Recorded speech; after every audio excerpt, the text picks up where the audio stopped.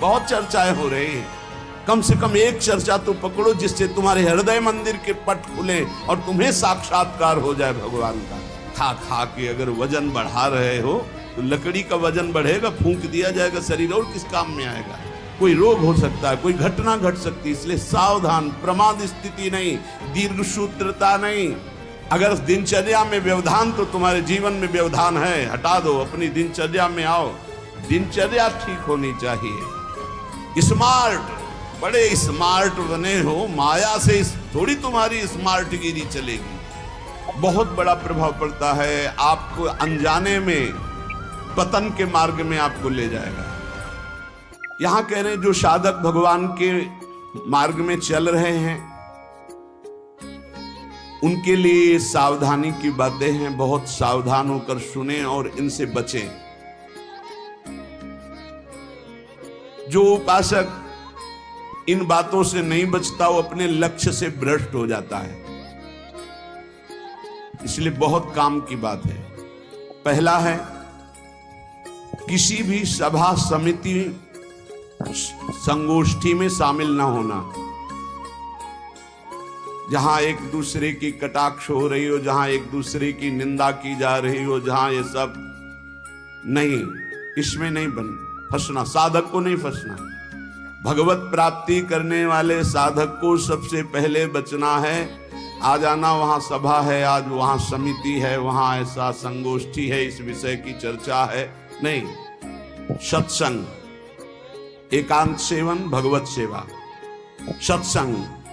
इष्ट मिले और मन मिले, मिले भजन रस रीति, तहां निसंग कोहे मिलिए, तासों की जे प्रीति। कभी नहीं गए। कई तरह की हानियां हो जाती है, साधक बहिर्मुख हो जाता है। इसलिए साधक को कभी सभा में, समिति में, ऐसी जगह नहीं जाना चाहिए। मना कर रहे हैं। सभा समितियों में शामिल होना मानो अपनी साधना को नष्ट करना है। जो लक्ष्य प्राप्ति के लिए चलना चाहता है, सभा समिति संगोष्ठी, ये नहीं। एकांत सेवन, सत्संग सुना, अपरिचित जीवन, किसी से कोई परिचय नहीं।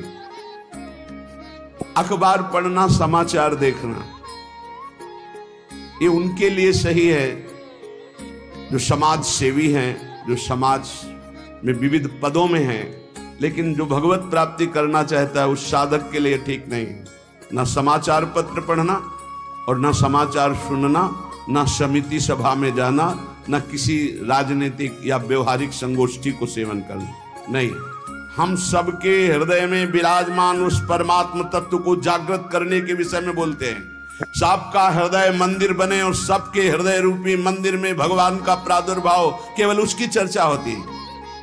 जिस प्रभाव से अनंत जन्मों से हम भटक रहे हैं, उस माया की मलिनता का नाश करके सच्चिदानंद प्रभु में स्थित होने की चर्चा होती है। बहुत चर्चाएं हो रही हैं, कम से कम एक चर्चा तो पकड़ो जिससे तुम्हारे हृदय मंदिर के पट खुले और तुम्हें साक्षात्कार हो जाए भगवान का। जब तक हृदय मंदिर में भगवान प्रकाशित नहीं होंगे तब तक कुछ काम बनने वाला नहीं। तो सत्संग हृदय मंदिर के पट खोलता है, सत्संग ज्ञान चक्षु खोलता है, प्रेम नेत्र खोलता है।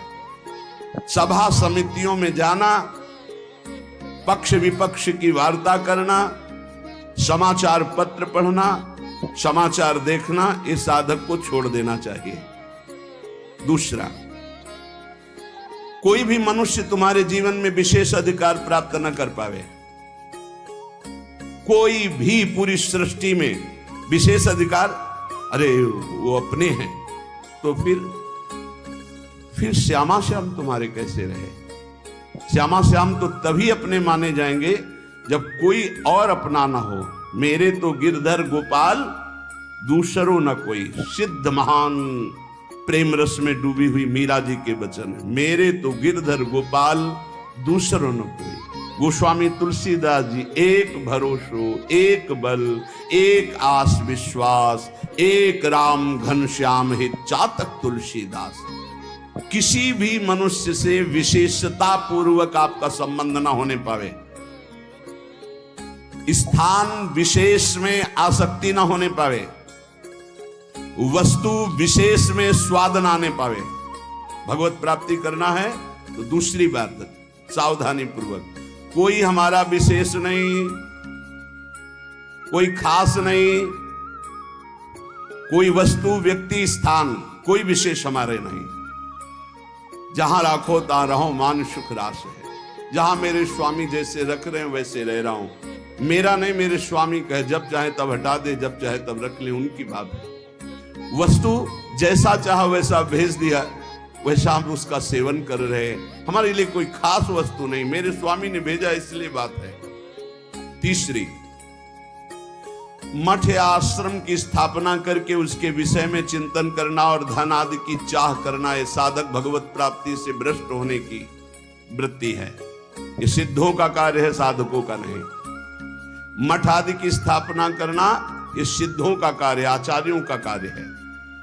आश्रम आदि की निर्माण वृत्ति करके फिर उसके संचालन के विषय में चिंतन करना, फिर रुपया पैसा इकट्ठा करना, और जब मर गए तो बाद में जो 4 शिष्य हैं आपस में झगड़ा करना, मुकदमाबाजी शुरू होना। बचो इससे।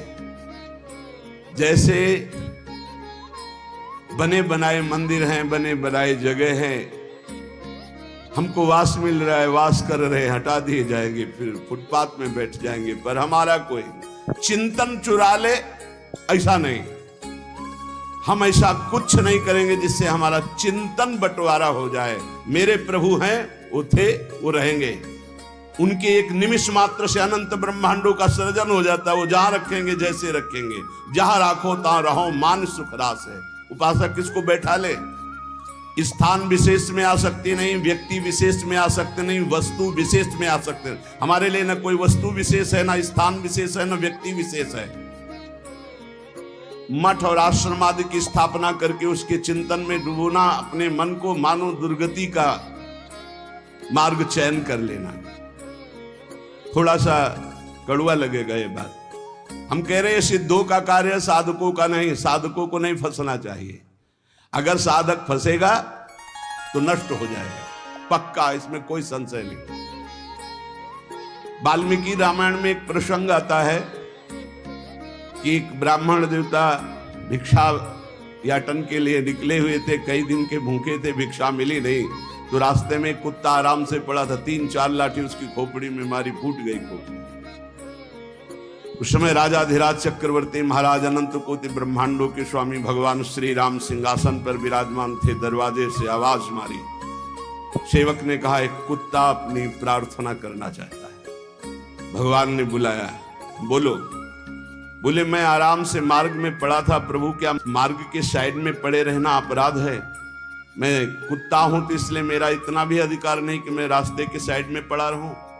नहीं हुआ क्या, एक ब्राह्मण ने हमारे 4-5 लाठी मारी, खोपड़ी फूट गई। आप बताओ क्या मेरा दोष क्या था? मैंने भूखा भी नहीं, मैंने उसको कुछ छेड़ा भी नहीं, फिर क्यों मारा? बोले हमारे दरबार में ब्राह्मण को तो दंड दिया नहीं जाता। हाँ आप आए हो इसलिए बुलाते हैं उनको और प्रार्थना करेंगे कि ऐसा क्यों किया। बुलाए गए, भगवान आदर किए उन्हें और कहा आपने ऐसी त्रुटि क्यों की, क्यों मारा इसको? बोले 3-4 दिन से भिक्षा नहीं मिल रही थी, आराम से सो रहा था, मैं भूखा टहल रहा हूं, गुस्सा ही हमने मार दिया। अपराध है आपका। हाँ है। कुत्ते से कहा कि मैं तो दंड नहीं दे सकता क्योंकि हमारे दरबार में ब्रह्म ऋषि को दंड नहीं दिया जाता। आप दंड निर्धारित कीजिए, क्या दंड दिया जाए? उनका कलिंजर पर्वत का इनको महंत बना दिया जाए। ये दंड है, पुरस्कार। जिसको मांगने से भी भिक्षा नहीं मिलती, वो कलिंजर पर्वत के बहुत बड़े आश्रम का महंत बन जाएगा आगे चलकर, तो ये तो पुरस्कार मिला, ये तो दंड थोड़ी। बोले नहीं प्रभु, मैं मानते ही हूं, पूर्व का मैं मानते ही हूं, जो कुत्ता बना हूं, ये जब कुत्ता बनेगा ना तब इसको समझ में आएगा। सीधे कुत्ता ना कह करके इसको हमने, अगर साधक ये सिद्धों का खेल है, जो स्वात्मानंद में मगन है वो पूरा साम्राज्य चला सकते हैं, लेकिन जो साधक है अगर इस प्रपंच में फंसा तो मारा जाएगा। जब तक भगवत साक्षात्कार न हो तब तक होश में मठ और आश्रम आदि की स्थापना करके उसके चलाने की चिंता करना, ये सब बिल्कुल परमार्थ से भ्रष्ट कर देने की बात है। चौथा, साधन में आलस्य, प्रमाद अपनी दिनचर्या में कभी नहीं होना चाहिए। गुरु प्रसाद से अभी तक, अब आगे भगवान जाने, अगर 102 बुखार भी है और हमारा नियम है 12:30 बजे 1 बजे जगना, तो जगना है, जगना। पैदल आते थे, अब ठीक उसी समय राउंड लगा के अपनी दिनचर्या है, अपनी दिनचर्या में 1 मिनट का फर्क नहीं। अब तो आराम से सो सकते हैं, नहीं, आराम कहाँ, जब तक शरीर में श्वास है आराम नहीं। इसको ऐसे रगड़ा जाता जैसे कंजूस मालिक नौकर से, ऐसे इस शरीर से